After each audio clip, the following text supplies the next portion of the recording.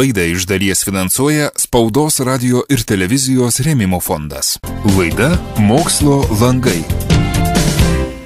Labą dieną visiems radijo laidos Mokslo langai klausytojams. Už lango graži vasara, o laukai ir pievos pilno žaliuojančių ir žydinčių augalų, kurie yra ne tik terapija akims, bet ir labai naudingi mūsų organizmui. Kokie naudingi ir kuo naudingi, šiandien ir sužinosim laidoje, nes kalbėsim apie žmonių sveikatinimą valant organizmą vaistiniais prieskoniniais augalais. Tai dabar su malonumu pristatau laidos svečią, Vytauto Didžiojo universiteto botanikos sodo mokslo skyriaus vaistinių ir prieskoninių augalų mokslo sektoriaus vedėją, gamtos mokslų fakulteto profesorę, nacionalinės sveikatos tarybos narę, vaistininkę, habilituotą daktarę Oną Ragažinskienę. Labą dieną. Labą dieną. Prieš pradedant kalbėti apie organizmo valymą vaistiniais augalais, pirmiausia turbūt reikia išsiaiškinti žmogaus organizmo taršos šaltinius. Sakykit, kokie jie yra? Mes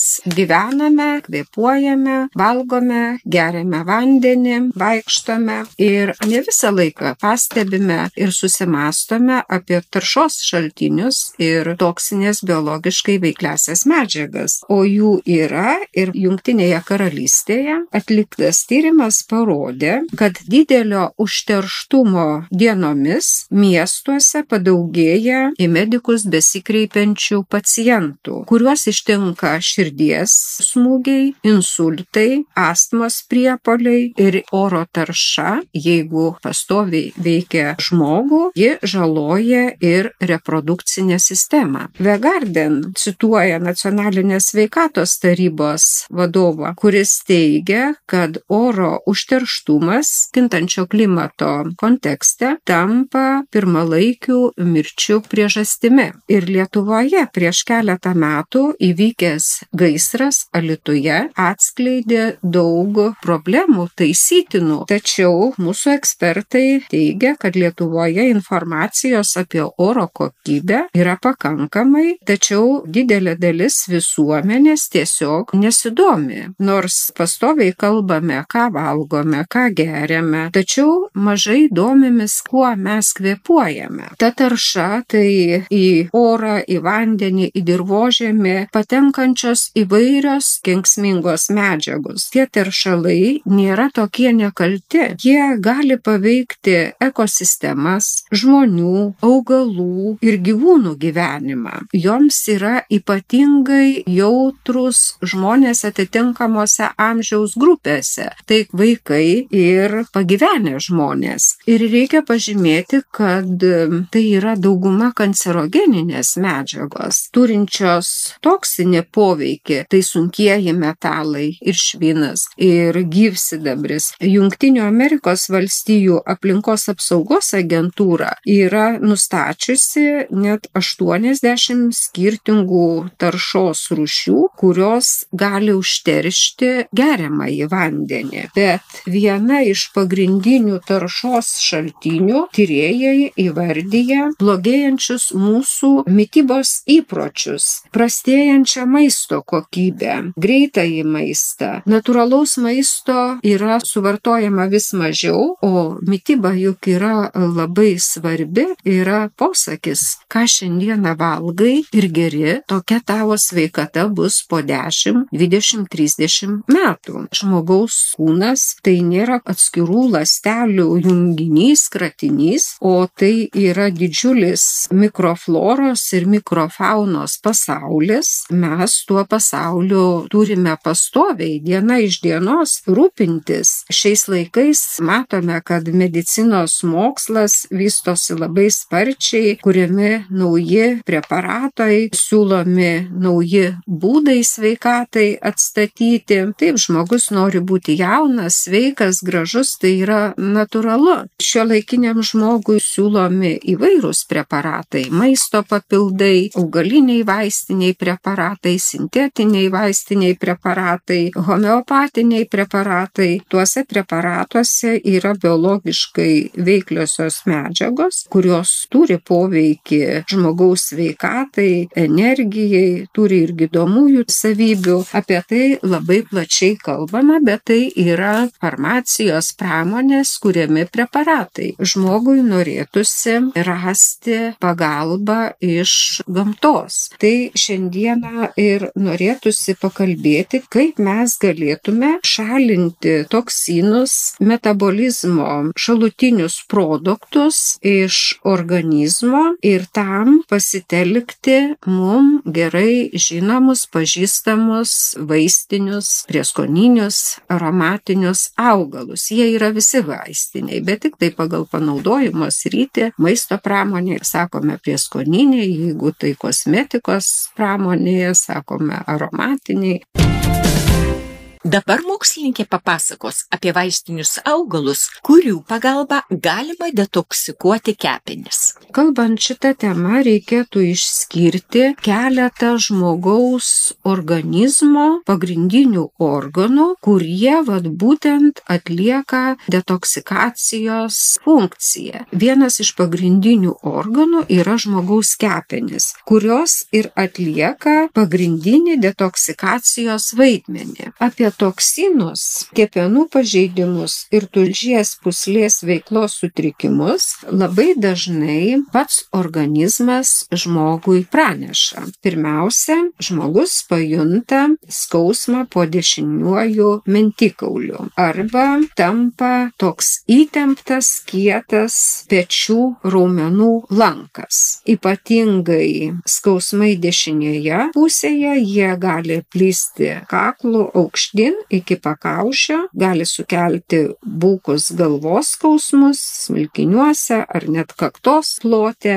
Ir tai yra signalas, kad yra kepenų perkrova. Nereikia laukti ligos. Reikia daugiau dėmesio kreipti į prevenciją, nes mums gamta ir aukščiausias duoda vaistažolių skrynelę, kurią mes laiku panaudoję galime savo pagelbėti. Ir pastaruoju metu Lietuvos visuomenė labai susidomėjusi yra vaistiniais augalais, tik tai yra problema, kad mažai profesionalios literatūros ir mažai profesionalių laidų, kur kalba specialistai. Tikriausiai kas antras Lietuvos statistinis pilietis geriausiai išmano krepšinį ir vaistinius augalus ir turi ką pasakyti. Jeigu rimtai, tai kalbant apie kepenis, pagrindinį detoksikacijos organą, galima priminti, mes jau pavasarį kalbėjome, tai yra paprastoji kiaulpienė, jinai yra naudinga, todėl kad jos žaliava tiek antžeminė dalis, tiek požeminė dalis vartojama įvairiomis formomis, arbatos, jeigu iš šaknų tai gaminama nuovirai, gali būti ir tinktūros ruošiamos, tai veikia švelniai tiek kepenis, tiek inkstus ir leidžia sumažinti būtent tų organų perkrovą ir šalina kenksmingas medžiagas, detoksikuoja organizmą. Antras svarbus toks akcentas, kad kiaulpienės preparatus galima vartoti ilgesnį laiką, tai yra saugus preparatai, jie veikia virškinamąjį traktą ir odos būklę. Daugelis turi problemų su odos problemomis, tai yra ir aknė, egzema ir psoriazė. Kaip sako gydytojai, mokslininkai, kad odos bėrimai yra dažnai kepenų perkrovos požymis. Į tai reikia irgi atkreipti dėmesį, nes mes gydome išoriškai, bet nežiūrime priežasties. Tai mūsų vakarų mokslinė medicina, o rytų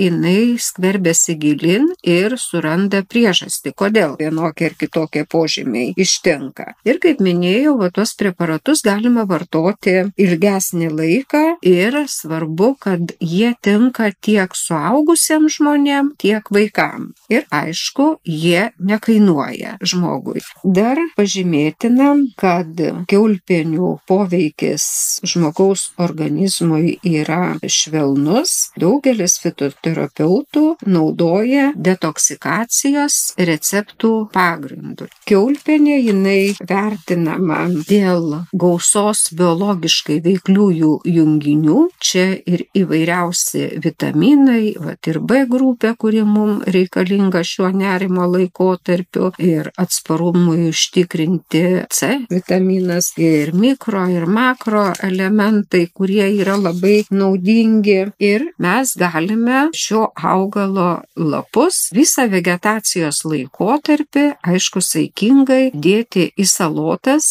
taip praturtinsime maisto racioną biologiškai veikliosiomis medžiagomis ir paskatinsime visus procesus, nes tai yra natūralus pirmiausia diuretikas, antra virškinimą gerinanti priemonė, reguliuojanti cukraus kiekį kraujyje, tai ypatingai svarbu diabetu sergantiems žmonėms, ir pastebėtas mokslininkų teigiamas poveikis širdies, kraujagyslių ligų rizikos veiksniams. Tačiau būtina atkreipti dėmesį į kontraindikacijas. Jeigu piliečiai turi žarnyno, tulžies, latakų nepraeinamumus, tulžies pūslės akmenligę, kokia bebūtų veiksminga paprastoji kiaulpienė, jos žaliavos ir preparatų kontraindikacijos reiškia negalima vartoti. Ir apskritai reikėtų dažniau pakalbėti su gydytoju arba vaistininku, nes jie yra profesionalai, gerai žinantis tiek cheminę sudėtį, tiek farmakologinės savybės. Kiekvienam piliečiui, ypatingai kurie turi lėtinių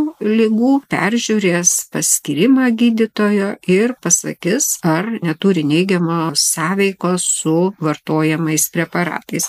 Taip kaip užsienį kiekvienas kultūringas pilietis turi savo advokatą, neina bartis nei su kaimynu, nei įžeidžiančiu asmeniu, taip, manau, turėtumėm turėti mes savo šeimos gydytoją, patikimą fitoterapeutą, vaistininką, su kuriuo iškilus, kad ir menkiausiai abejoniai, draugiškai galėtumėm pasitarti. Tai tikrai yra visuomenės išprusimo požymis, nes čia toks bumas su tais vaistiniais augalais, kad tai panacėja nuo visų ligų. Tikrai taip nėra. Kas taip sako, tai tikriausiai bando uždirbti pinigus, o žmogus turi būti sąmoningas. Jeigu jis skaito, tai jis skaityti turi rimtus leidinius, kurie yra recenzuoti, mokslinius straipsnius patikimus, dar patikrinti standartuose, farmakopėjose, monografijose, nes visi klystam. Taip, kad atsakingi būkime už savo sveikatą. Apie antrąjį tokį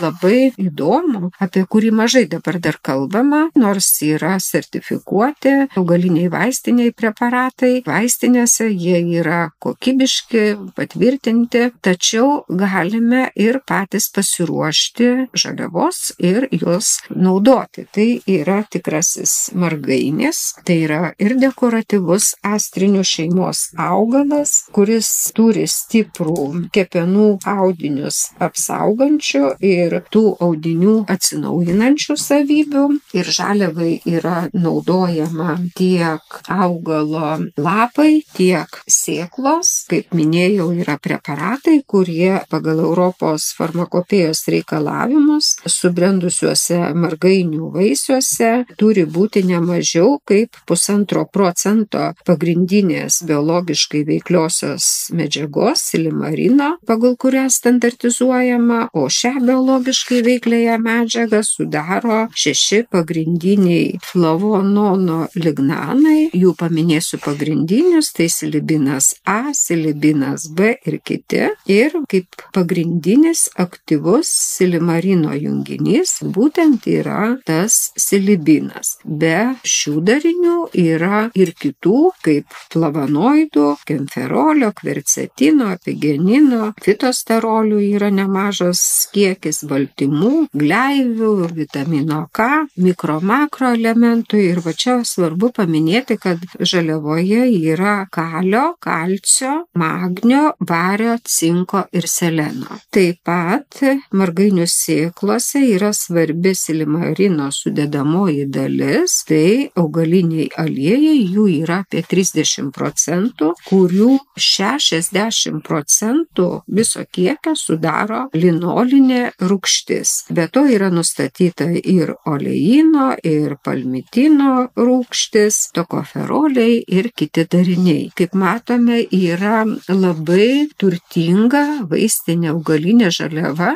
įvairių grupių biologiškai veikliaisiais junginiais. Tos savybės žinomos jau labai seniai, yra aprašytos ir Dioskorido veikaluose, ir Aviceno Sabualiai Binsina mokslininko kanonuose, kurio 5 tomai yra išversti lietuvių kalbą, medikai, vaistininkai juos analizuoja, tikrai tenai yra labai profesionalios informacijos ir būtent jau aprašyta, kad šie preparatai buvo naudojami ir nudegimų, ir kepenų, tulžies pūslės ligoms gydyti. O šiuolaikinėje medicinoje atkreiptas dėmesys į margainių sėklas ir džiovintus lapus, jų ekstraktai gaminami yra ir jie dedami į diabeto ir dietinius preparatus. Taip pat farmacijos pramonė ir medicina vertina margainių sėklų ekstrakte esantį silimariną ir jį tyrinėja ir pastaruoju metu kaip tik yra įrodytas ir antioksidacinis, ir priešuždegiminis poveikiai. Jie ir nulėmė margainių preparatų pritaikymą odos bei vidaus organų ligų gydymui, profilaktikai ir prevencijai. Ir silimarinas pasižymi regeneruojančių poveikių kepenų ląstelėms. Jis yra naudojamas kaip hepatoprotektorius, gydant toksinės kepenų ligas, kurias sukelia piktnaudžiavimas alkoholiu, įvairiais vaistiniais preparatais ir aplinkos toksinų padidintas kiekis. Margainių preparatai pastaruoju metu yra tyriami panaudojimui venų varikozei, artritui, tulžies pūslės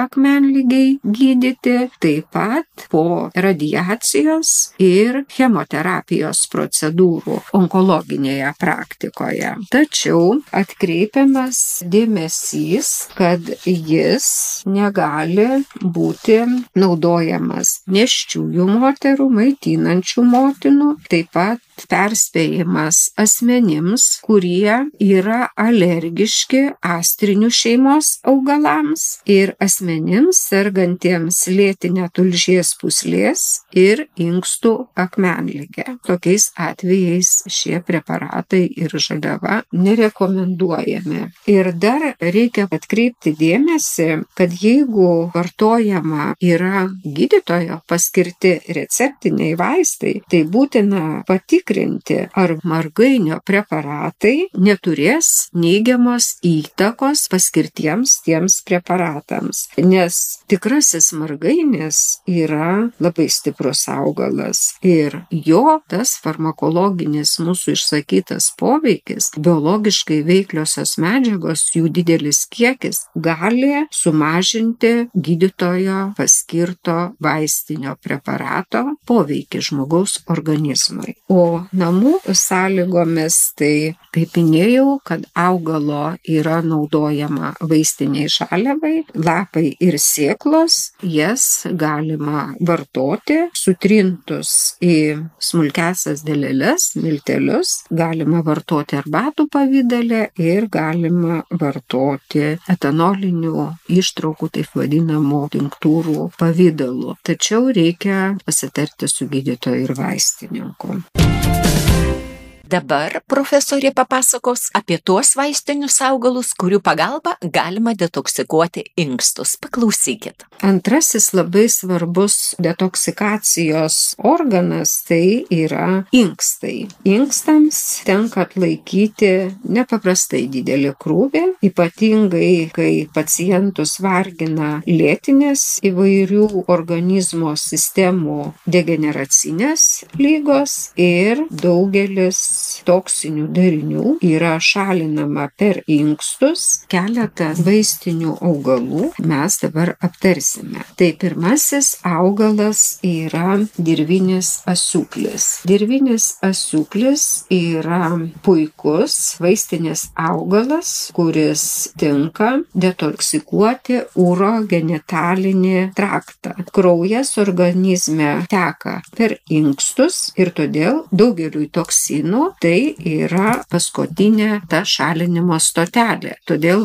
inkstam ir tenka labai didelis krūvis detoksikacijos procese. Reikia pažymėti, kad inkstams yra vienas iš tokių sunkiausių ir stipriausių nuodų, tai švinas, kuris organizme kaupiasi ganėtinai lėtai, nepastebimai ir piliečiai tai pajunta inkstų nepakankamumu. O asiūklių įvairios vaisto formos, ar tai vandeninis užpilas, ar etanolinė ištrauka, moksliniais tyrimais yra įrodyta, kad gali pašalinti tų sunkiųjų metalų išnešimą iš organizmo per inkstus. Dirvinis asiūklis yra vertinamas dėl gausybės biologiškai veikliųjų junginių. Čia labai didelis kiekis yra neorganinių junginių, jų priskaičiuojama net iki 25%, kurių 2/3 sudaro silikato rūgšties tirpios vandenyje druskos, yra 2 tipų flavonoidų,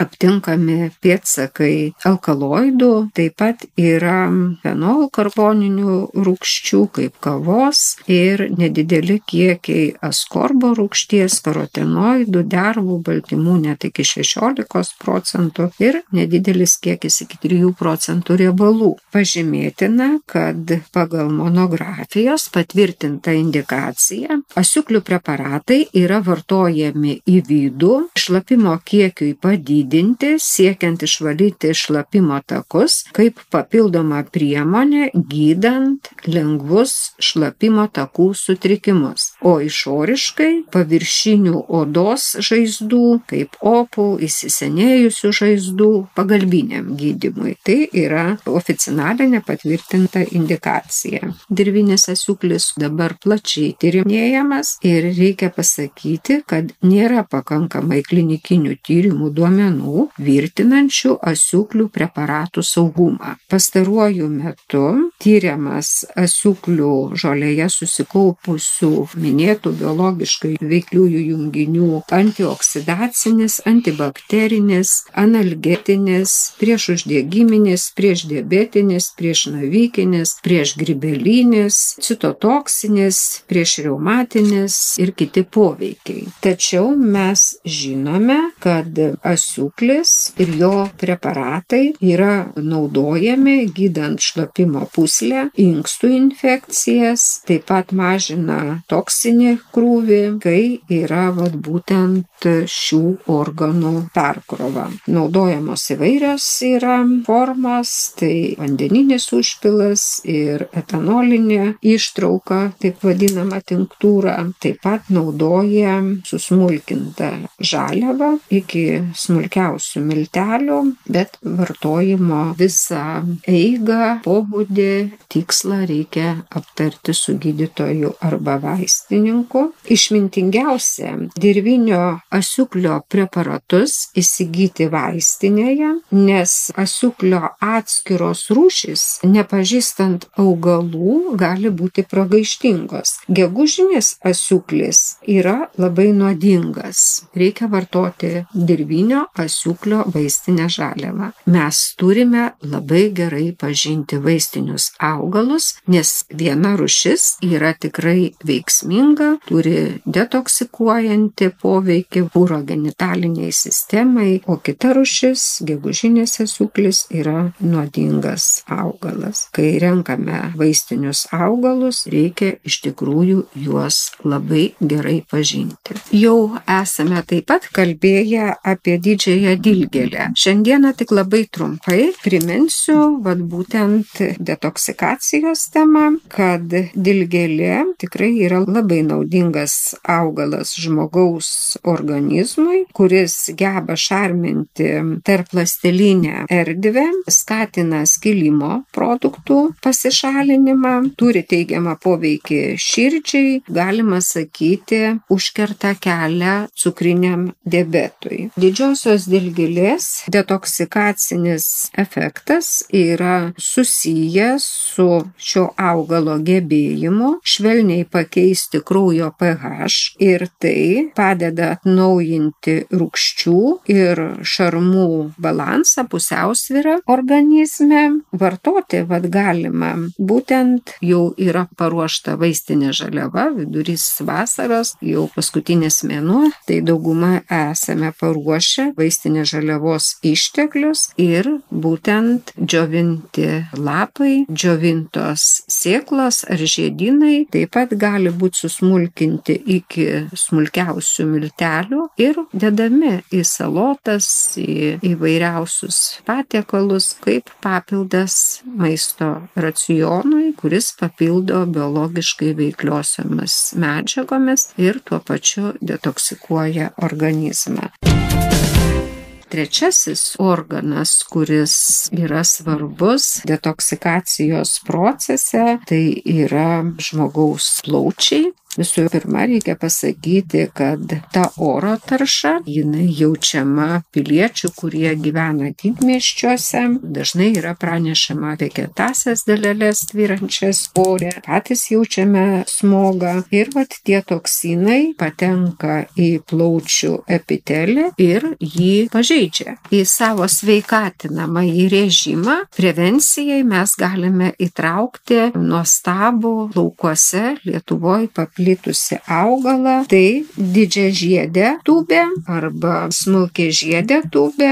Dabar kaip tik žydi augalas, tik tai noriu pažymėti, kad kai ruošiama žaliava, čia ypatingai šiai žaliavai turi būti giedra saulėta diena, geriausia sausros metu ir kiekvieną žiedelį išdėstyti atskirai, nes jeigu yra sąlytis, iš karto paruduoja ir nekokybiška vaistinė žaliava gaunasi. Tai būtent išdžiovintuose tūbių žieduose yra nustatyti polisacharidai, net 22% gleivių, saponinų, karotinoidų, flavonoidų, mineralinių medžiagų irgi nemažas kiekis iki 5%, vitamino C, kumarino, geltonojo dažo, ksantofilo, iridoidų, kartuminų. O naudojama tai tūbių žiedų ekstraktai, vaisto forma ekstraktas yra, pasižymi prieš uždegiminių, prieš virusinių, spazmolytinių, skausmą malšinančių poveikių, vartojami nuo sunkių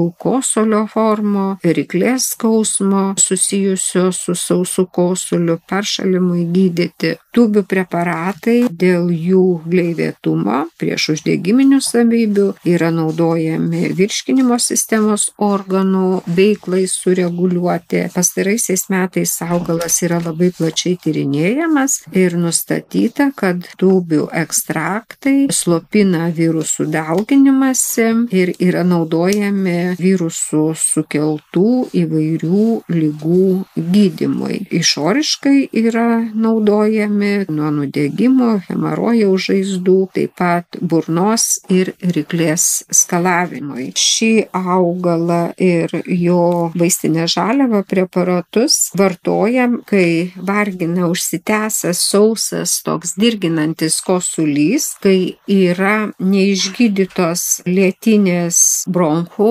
infekcijos ir kai plaučius veikia stiprus cheminiai dirgikliai, cigarečių, nikotino, rūkančiųjų toksinės medžiagos. Ir COVID atveju reikia pasakyti, kad vasarą pastaruoju metu dažnai susidurėme su gaisrais. Dega miškai, gal Lietuvoje mažiau, bet sakykime aplinkiniuose regionuose, Australijoje, Kanadoje, va dabar Rodos saloje didžiuliai gaisrai ir jie turi tie dūmai neigiamą poveikį į plaučių alveolės, todėl yra plaučiai perkraunami. Būtent smulkiažiedžių ir didžiažiedžių tūbių preparatai turi teigiamą poveikį plaučiam. Jie suardo senus tuos randus, fibrogeninius audinius ir leidžia alveolių audiniams atkurti pirminę sveikatos būklę. Tai kaip tik tuo laikotarpiu yra vertinga žinoti gerąsias savybės ir jas panaudoti saikingai prevencijai nuo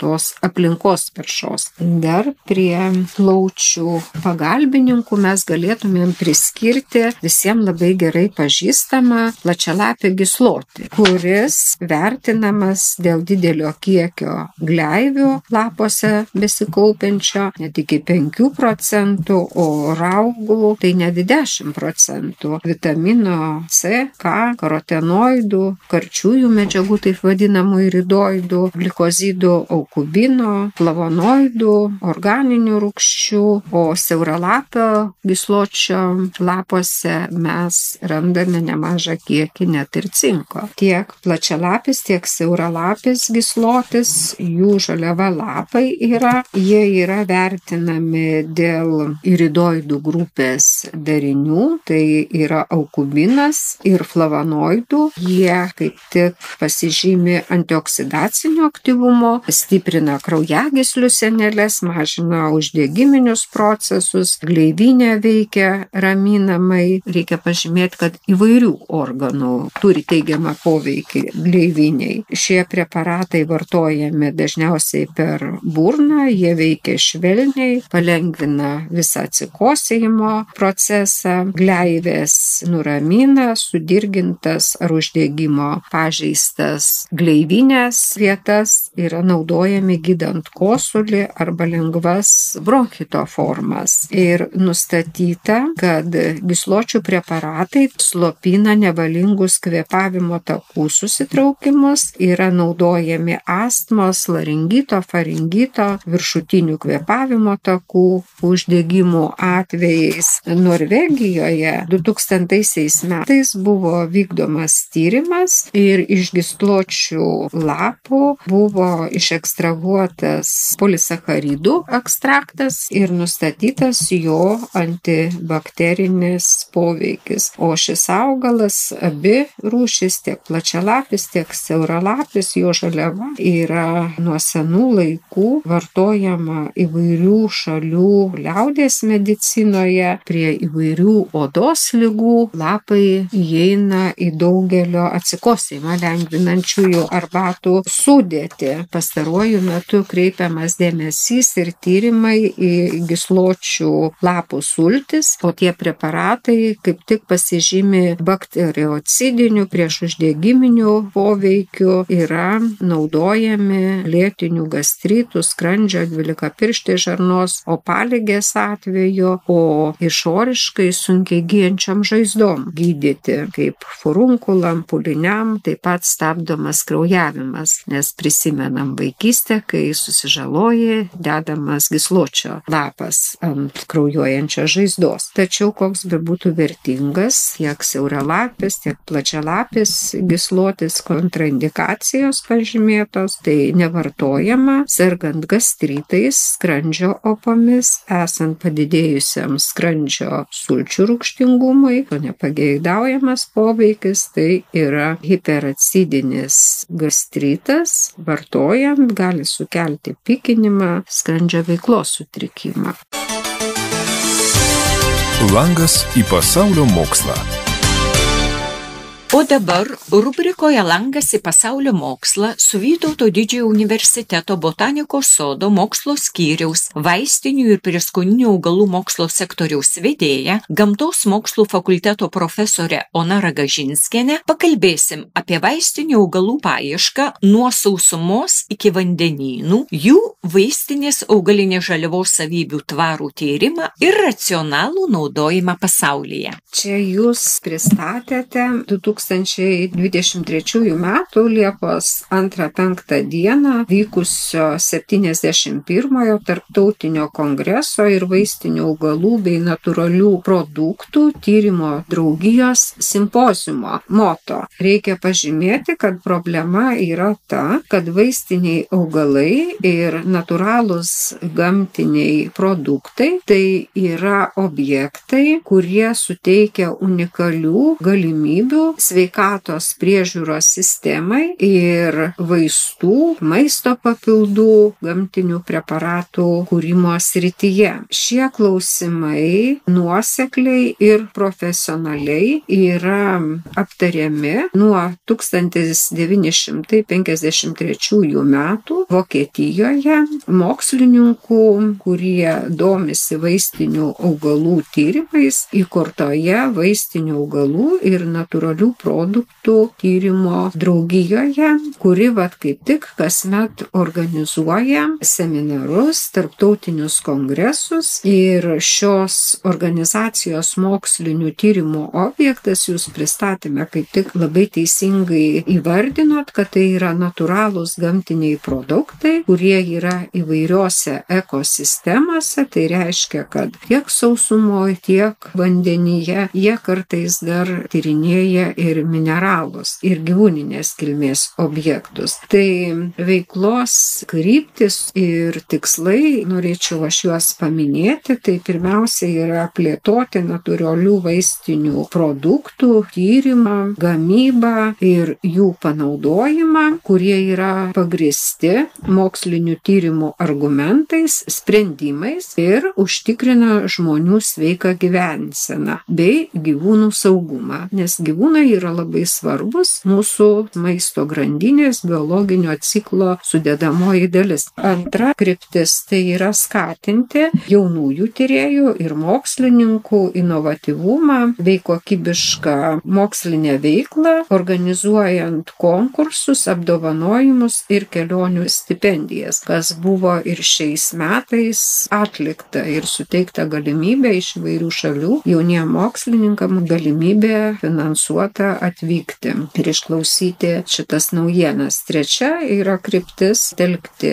platformas, kurios yra skirtos keistis mokslinių tyrimų pasiekimais ir idėjomis. Tai čia 2 metai ši veikla intensyviai yra vystoma. Ir 4 kryptis organizuoti kasmetinės konferencijas, simpozijumus, seminarus. Ir 5 kryptis šios organizacijos narių tyrimų duomenys nuo pat organizacijos įkūrimo yra publikuojami mokslinėme žurnale Lenta Medica. Pažymėti reikia, kad šiais metais kongresas vyko Dubline ir buvo kongreso darbui išrinkta Trinity College Dublino, tai lietuviškai išvertus Švenčiausios Trejybės koledžas. Tai yra istorinė institucija, įkurta 1592 metais, universitetas, kuris yra pirmaujantis visoje Airijoje, patenkantis į eilę 100 pasaulio geriausių universitetų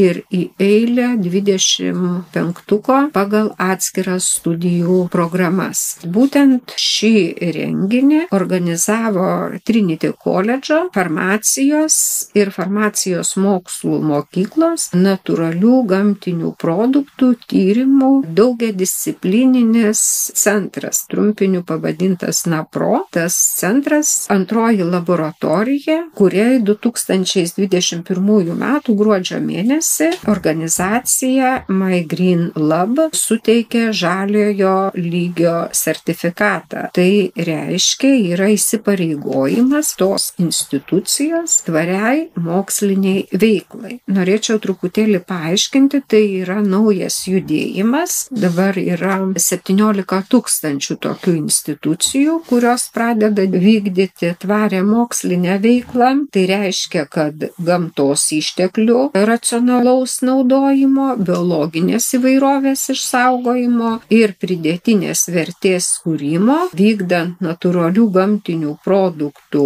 mokslinius tyrimus ir jų komercializaciją, pereinant prie tvarios žiedinės ekonomikos, prie ko mes turėtumėm pagal Jungtinių tautų direktyvas pereiti 2050 metais. Ir šis prieškongresinis simpoziumas prasidėjo gyvūnų sveikata, veterinarinė fitoterapija, mokslas ir praktika. Ir kaip tik tai buvo plačiai nagrinėjama tokie klausimai kaip etnoveterinarinė medicina, vaistinių augalų veterinarinė farmakologija, veterinarinės fitoterapijos mokslas ir praktika, klinikiniai in vivo, in vitro tyrimai naudojant vaistinius augalus ir natūralius produktus, kurių veiksmingumas, saugumas, toleravimas buvo įrodytas jau daugelyje iki klinikinių ir klinikinių tyrimų, ir tie tyrimų duomenys jau paskelbti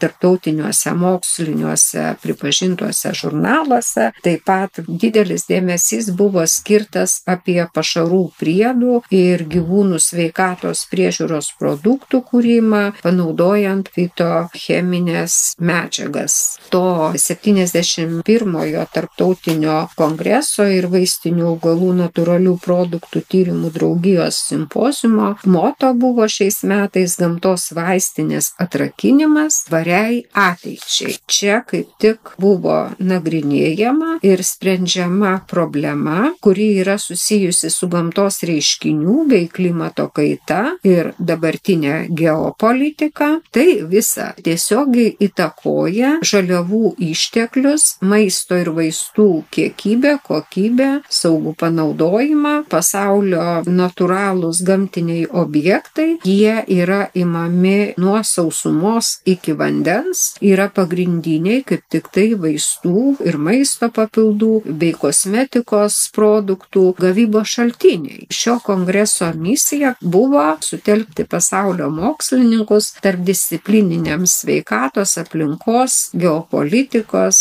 bei ekonominiams natūralių gamtinių produktų tyrimams, taikant inovatyves biotechnologijas, plėtojant tvarę ir žiedinę bioekonomiką, kuri yra naudinga visuomeniai, aplinkai ir pačiai ekonomikai. Kongrese buvo nagrinėjami tokie pagrindiniai klausimai, kaip natūralios kilmės priešvėžinių medžiagų paieška ir praktinis pritaikomas onkologinių ligų gydymui. Čia buvo didelis dėmesys skirtas kanabis sativa. Kita tokia grupė tai grybų ir vaistinių augalų cheminių savybių tyrimais, biologinio poveikio nustatymu, psichikos ligų diagnozė ir gydymu pagrįsti tyrimai. Trečioji kryptis tai natūralių produktų paieška, tyrimai, naujų vaistų uždegiminėms ir medžiagų apykaitos ligoms bei virusinėms infekcijoms gydyti. Tai čia skirtas dėmesys antro tipo cukrinio diabeto pandemijai įveikti, nes tai yra pasaulinė problema. Prognozuojama, kad iki 2050 metų 500 milijonų pasaulio žmonijos bus paliesti antrojo tipo cukrinio diabeto. Ketvirtoji kryptis tai augalinių vaistinių preparatų, maisto papildų teisinis reguliavimas. Pažymėtina, kad kongreso metu pranešimuose keliamos idėjos bei darbai buvo svarstomi, aptariami ir įvertinami dviejose atviro stalo diskusijose. Pirmoji tai reguliavimo keliai, iššūkiai, galimybės kuriant natūralius augalinius produktus, kaip tik į teisinę bazę atkreiptas dėmesys. Antroji diskusija tai tvarūs požiūriai į natūralius produktus, kuriant tvarę ir žiedinę bioekonomiką. Apibendrinant mokslinių pranešimų duomenis, nustatyta, kad tyriant įvairių kontinentų, atskirų šalių biologinė įvairovė, skirtingais gamtos aspektais yra taikomos dabar inovatyvios biotechnologijos, augalinės, gyvūninės kilmės visuomenės produktų kūrimui, o pasauliniu mastu išryškėjo, kad maisto papildų kokybės, saugumo ir efektyvumo nustatymui ir įvertinimui iki šiol trūksta kompleksinių toksikologinių iki klinikinių tyrimų. Taip pat buvo išskirtinis dėmesys skirtas mokslininkų tarpdisciplininės veiklos platformų telkimui, kur keičiamasi mokslinė informacija. Ir viena iš tokių naujovių, tai perspektyvoje reikia aktyvinti žaliojo lygio sertifikuotų laboratorijų kūrimo procesą pasauliniu mastu. Tai yra įpareigojimas tvarios mokslinės veiklos vykdymui, plėtojant žiedinę ekonomiką. Negaliu nepasidžiaugti, kad labai profesionaliai buvo organizuoti ir socialiniai renginiai. Kongreso dalyviai buvo supažindinti su Airijos kultūra, buvo galima pajusti jų šiltą svetingumą. Mane tai sužavėjo kongreso organizatorių pakvietimas apsilankyti vienoje iš 9 gražiausių pasaulyje, iš 10 geriausių Europoje, didžiausių Airijoje, tai Trejybės koledžo mokslinėje bibliotekoje, kuri įkurta 1591 metais, ir čia yra saugoma 7 milijonai tomų knygų, žemėlapių, rankraščių, tarp jų 8 amžiaus garsioji keltų knyga, ir ši biblioteka turi privilegiją gauti iš viso pasaulio dabar leidžiamus periodinius leidinius. Ir dabar bibliotekoje yra kaupiama 300 000 pavadinimų periodinių įvairiausių leidinių. Baigiant, leiskite palinkėti vasarai įžengus į paskutinį mėnesį visiems mokslo langų auditorijos klausytojams. Labai gausi yra besiklausančių auditorija, geros ne tik tai fizinės, bet ir dvasios sveikatos, stiprybės, gerų saulėtų dienų, atostogų. Sustiprinkime savo organizmą prieš tą tamsųjį laikotarpį, kuris jau dabar prasideda, ir atsakingai žiūrėkime į savo sveikatą, tiek naudodami įvairius preparatus, tiek vaistinius augalus, ir būkime laimingi ir dažniau šypsokimės. Ačiū labai už gražius palinkėjimus ir ačiū Jums už pokalbį ir už naudingus patarimus. Dabar belieka mums juos prisiminti, geriant arbatas iš vaistinių augalų arba naudojant jų preparatus. Ir manau, tada tikrai jausimės ir sveikesni, ir žvalesni. Šios dienos laidą parengė ir vedė Audra Povlaitytė. Linkiu visiems klausytojams likusios geros dienos, sudie. Mes visi esame už atvirą mokslo pasaulį, todėl mokslo naujienoms atverkime langus, kad sužinotume, kodėl mes gyvenam ilgiau ir prasmingiau, valgom sveikiau, mastom pozityviau, miegam ramiau ir mūsų širdys plaka ritmingiau. Laida Mokslo langai. Laida iš